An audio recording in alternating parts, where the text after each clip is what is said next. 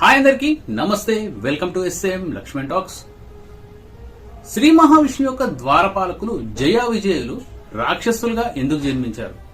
అసలు ఈ జయ విజయులకు వైకుంఠంలో ద్వారపాలకులుగా శ్రీ మహావిష్ణువు దగ్గర ఉండే ఈ జయ విజయులే హిరణ్యాక్షుడు, హిరణ్యకశపుడుగా జన్మించారు. అలాగే రావణాసురుడు, కుంభకర్ణుడు, కంసుడిగా, శిశుపాలుడిగా ఇలా 3 జన్మల్లో రాక్షసులుగా ఎందుకు జన్మించారు అనేది ఈ వీడియోలో చెప్తాను. అయితే శ్రీ మహావిష్ణువు దగ్గర వైకుంఠంలో శ్రీ మహావిష్ణువు యొక్క ద్వారపాలకులే ఈ జయ విజయులు. అయితే ఈ జయ విజయులకు శాపం ఎలా పెట్టారంటే బ్రహ్మ యొక్క మానసపుత్రులు.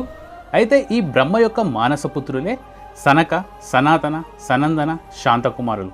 ఈ నలుగురు అయితే 5 ఏళ్ల బాలుల్లా కనిపిస్తారు. అయితే 5 సంవత్సరాల చిన్న పిల్లల్లాగా అయితే వీళ్ళు బట్టలు లేకుండా అయితే దిగంబరంగానే ఉంటారు. అయితే 6 ద్వారాలు దాటి 7వ ద్వారంలో ఈ ద్వారపాలకులు జయ విజయులు అడ్డగిస్తారు. అయితే మేము ఎవరేమో తెలుసా, మేము బ్రహ్మ యొక్క మానసపుత్రులము అని చెప్పినా కానీ ఈ జయ విజయులు మేము వైకుంఠంలో 7వ ద్వారం దగ్గర శ్రీ మహావిష్ణువు యొక్క ద్వారపాలకులమని గర్వంతో, అహంకారంతో వాళ్ళను హేళన చేసి నవ్వుతారు. మీకంటే మేమే చాలా గొప్ప అని విర్రవీగుతూ హేళన చేస్తూ నవ్వుతారు.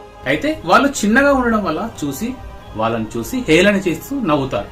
అయితే వాళ్ళు వచ్చింది బ్రహ్మ యొక్క మానసపుత్రులని చెప్పినా కానీ ఈ జయ విజయులు వినరు. అయితే వాళ్ళైతే అసలు లోపలికి శ్రీ మహావిష్ణువు దగ్గరికి అయితే పంపించరు. దానితో ఈ బ్రహ్మ యొక్క మానసపుత్రులు ఎంతో కోపం చెంది ఈ జయ విజయులకి మీరు భూమి మీద రాక్షసులుగా జన్మిస్తారు అనేసి శపించి వెళ్ళిపోతారు.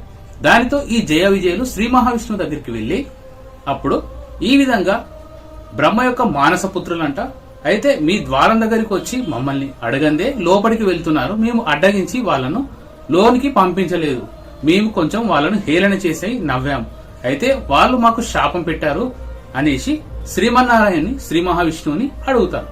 దాంతో శ్రీ మహావిష్ణువు ఏం చెప్పాడనేది నెక్స్ట్ పార్ట్ లో చెప్తాను. Thanks for watching friends. మరిన్ని ఇంట్రెస్టింగ్ వీడియోస్ కోసం మన ఛానల్ ని సబ్స్క్రైబ్ చేయండి.